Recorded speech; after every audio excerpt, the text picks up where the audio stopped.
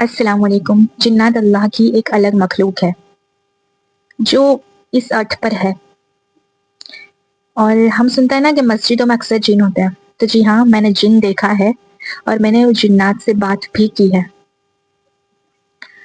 ये इंसिडेंट को मेरे लाइफ में बहुत ज़्यादा साल हो गए, बहुत ईयर्स हो गए, बट मेरे को वो आज तक याद है प्रॉपरली।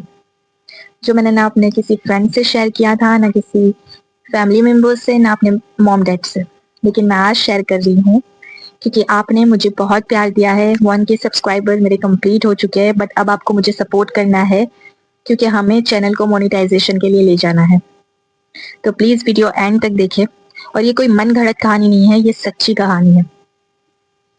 तो ऐसा था कि मैं बहुत छोटी सी थी और हम लोग मदरसे में जाया करते थे कुरान शरीफ पढ़ने के लिए, और सर्दी के दिन थे।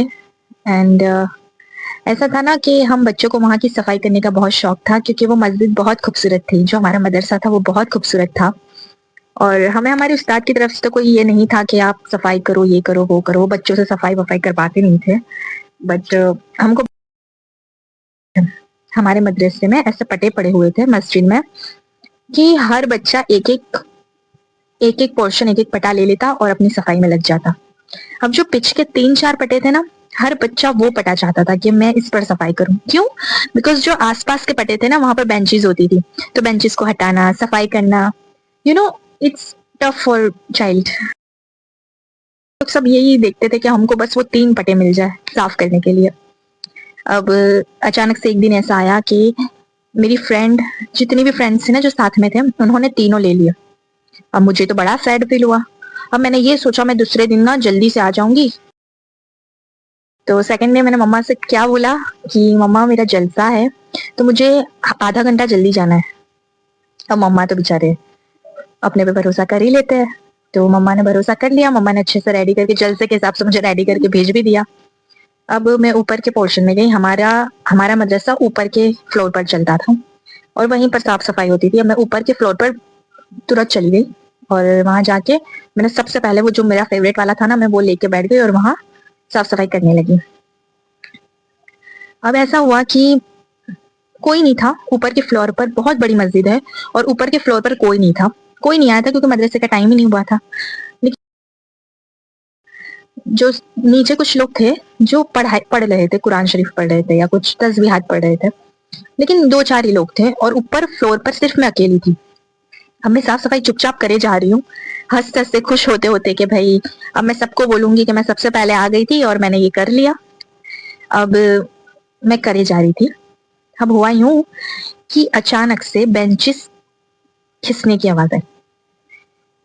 पूरे फ्लोर पर कोई नहीं था पर बेंचेस अपने आप खिस रही थी, आवाज हो रहा था। अब मुझे उस वक्त, मैं काफी छोटी थी तो मुझे रियलाइज नहीं हुआ। मैंने इधर उधर देखा और छोड़ दिया। अब ऐसा हुआ कि एक पोर्शन जो था वहां पे रियाले रखी हुई होती थी, जो कुरान शरीफ को रखने के लिए रियाल होती है ना, वो रियाले रखी हुई थी। एक और पोर्शन था जहाँ पे बुक्स का पूरा कबर्ड था जिस पर कुछ चीजें रखी हुई थी। अचानक से एक के बाद एक 4 चीजें अपने आप पड़ी, वहां से गिरनी शुरू, रिहाले अपने आप गिरनी शुरू हो गई।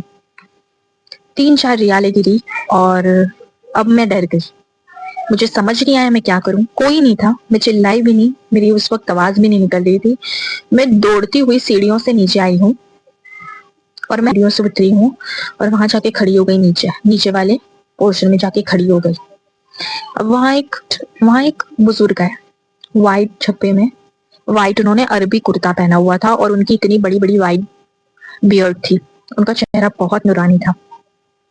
वो बुजुर्ग आए तो जाहिर सी बात है बच्चा यही समझेगा कि हाँ होंगे कोई, बहुत लोग कुरान पढ़ते, लेकिन वहां मुझे उस वक्त कोई दिखा नहीं, बस वो बुजुर्ग दिखे।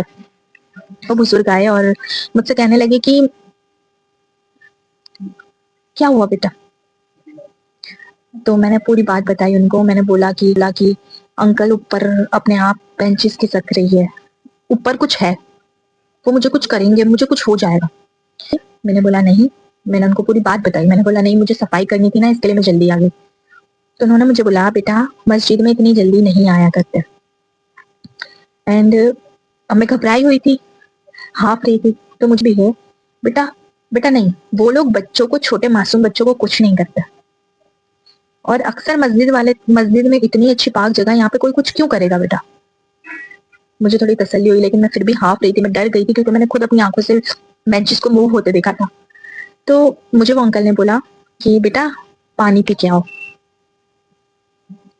मैंने बोला ओके। मैं पानी पीने गई।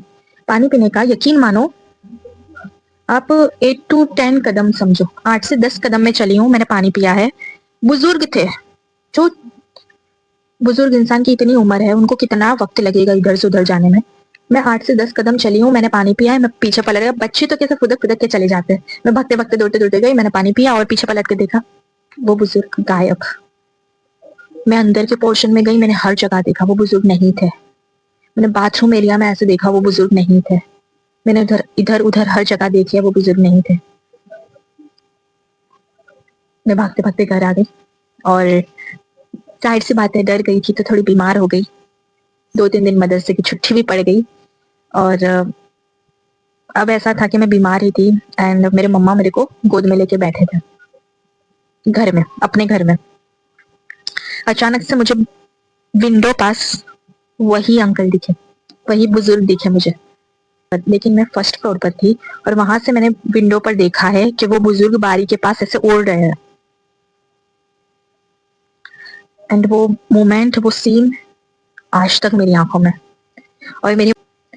और मेरी मम्मी पापा को शायद याद भी होगा ये चीज। मैं उन्हें कह रही थी कि मम्मा वहां कोई है, मम्मी वहां कोई है।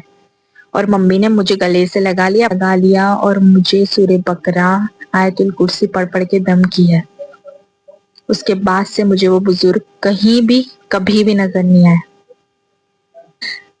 उम्मीद करती हूँ कि आपको ये वीडियो पसंद आई होगी। Please like, share, comment and subscribe जरूर करें।